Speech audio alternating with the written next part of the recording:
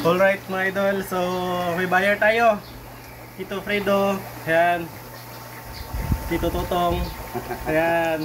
Saka si Uncle Panoy. So harvest na mga 5 kilos daw. So mabilis lang kasi isang ganyan mo lang oh. Ayan, dami mo na agad makuha. Ayan oh. Ayan, tingnan nyo ha. Oh. Yan, ito yung ating mga tilapia. So 2 weeks from harvest pa sana, pero siyempre kamag-anak natin, bibili sila. Ganyan lang kabilis. So plus 1 kilo tayo dito sa isang labador. Ating harvest. Ayan o, ito yung mga uniform size niya, pwede makita. Ayan o. Presko na presko, walang putik. Oh. Alright. Yan o. Yan, malalaki natin. Taba o. Apat ko lang. Presko, mga malalaki natin. Wow.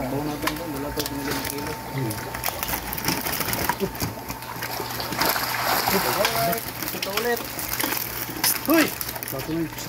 Huy! Kabilis pa sa alas 4 yung aso natin.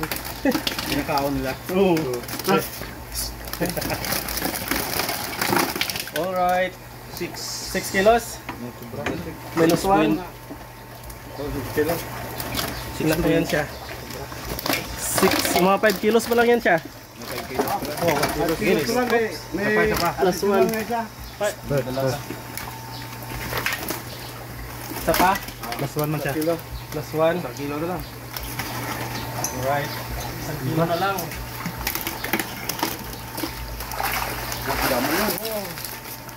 Ganon ang advantage pag backyard. Mabilis na siya i-harvest mga ito. Yan. Ilang kilo call?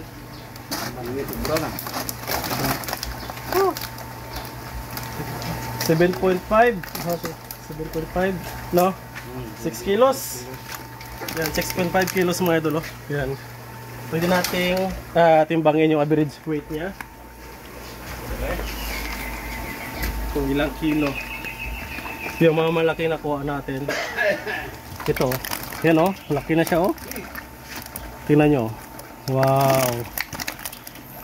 Yan. Lapit mo. Yan. Bis na. Ito. From 0, 223 grams. 231 grams. Yan, mga malaki isa. Mga malaki natin. So ganito kung makita nyo. Yan. Yan yung, ito lang yung maliit natin. Puridas.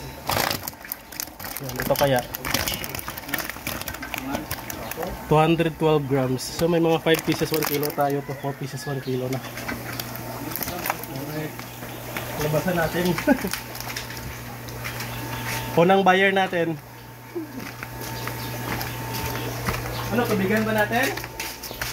Hindi na gurgaan na. Tulog mo sa kapan.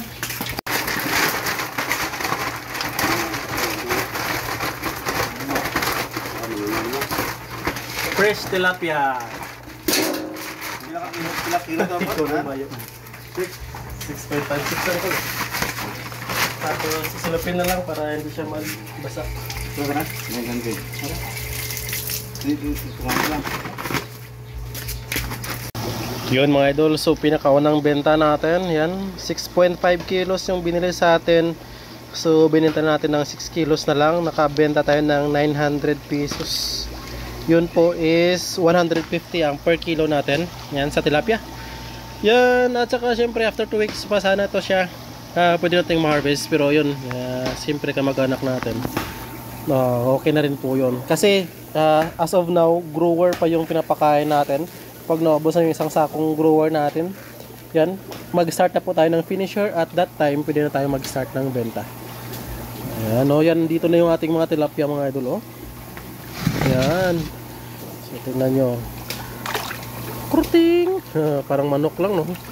Yan na yung ating mga tilapia. Ayan, papakainin na natin. Siyempre, yung iba, hindi tayo nagpukpok kasi hindi pa malalaman ng iba na mayroon na tayong feeds na nilalagay dito. Yan. So, mabilis lang po talaga siyang i-harvest mga idol. Kasi syempre, sa liit ng area natin, meron tayong 2,500 na tilapia dito. So sa 2,500 yung mga idol, may mortality allowance pa tayong 10%. Ito po is total of 2,800 ang ating tilapia dito. Kasi sa 500 piraso ng tilapia, yan, plus 60 na mortality rate. So 560 total. So total ng 2,500 na binigay sa atin is 2,800 po yun siya. So meron tayong 520 na namatay. Yan, mortality natin to be exact. And meron pa tayong more or less 2,300 na tilapia dito natira. Hi! Ayan. Ito na, feeding na tayo ng ating tilapia. Hi gang! Ayan, yan lang ng mga idol. Kita mo? Makita mo? Hindi. Hindi siya makakyat. Ayan. So dito, mabilis lang kasi pag may bumili ang 10 kilo, backyard lang, imagine mo ito. Last time yung last na harvest natin dito, nakakuha tayo ng 332 kilos. Yan ngayon, hindi ko lang malaman kung ilan ang ma-harvest natin dito. Ayan. So, nakatali yung ating naka-notebook. Diyan sa notebook na yan, nakatali kung ilang kilo yung mga na-harvest natin dito. Ayan. Ito siya na.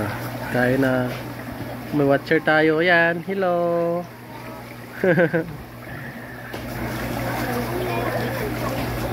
Kita mo tilapia? Kita mo? Oh. Yan na yung ating tilapia. Ayan. So lahat kapag nag-harvest tayo ngayon, hindi na natin binabalik kasi na-stress po sila unlike before. So kung ano lang makuha natin sa pag-harvest natin, yun na yung diretso nating binibenta. Maliit man yung may masama mang maliit, hindi na natin binabalik. Kasi pag ma-stress sila, ayaw nilang kumain. Tapos, yun, baka mamatay later on. Kaya kung ano yung makuha natin, yun na yung binibenta natin. Kaya, so yun po siya mga idol. And ito yung malakas sa feeds. Itong dalawa na to, yan. Parating nag-aantay ng feeds. Yan, ito yung matakaw sa feeds. Yan, parating nagbabantay kapag nagpakain kasi humihingi ng feeds sa atin. Yan. So, we'll count. I think, naka 300 plus na. Malapit na mag 400 yung ating total kilos of feeds na napakain dito. Ayan, at the same time, yun, no? Nagpakain pa tayo ng malunggay doon sa ating giant gurami. Kaninang morning, yan, nagpakain tayo dito sa ating tilapia ng giant, ng malunggay. So may malunggay po siyang nakain. Yan, yung dalawang mga bata Hi! Ayan, ngayon may malunggay po sa ating giant gurami. Ayan, malunggay. Yan. Nakakatuwa po ito siya mga idol kasi mabilis lang talaga siyang kunin. Halimbawa wala po tayong ulam. Yan, diretso na lang tayo magsibot dito. Kuha agad, 1 kilo agad. Isang ganyan mo lang Kanina siguro 4 na ganyan lang, 6.5 kilos na yon. Mabilis lang. Napakarami kasi nila. Yan. Wow, so ito yung ating aerator. Yan, kahit dito lang po tayo magtapon ng feeds, umiikot po yung feeds natin. So kahit even dito lang tayo maglalagay Yan, tatangayin lang po yan siya dyan, papunta doon, paikot-ikot, paikot-ikot, paikot-ikot. Yan.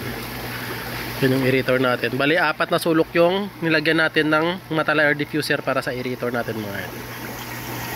Alright.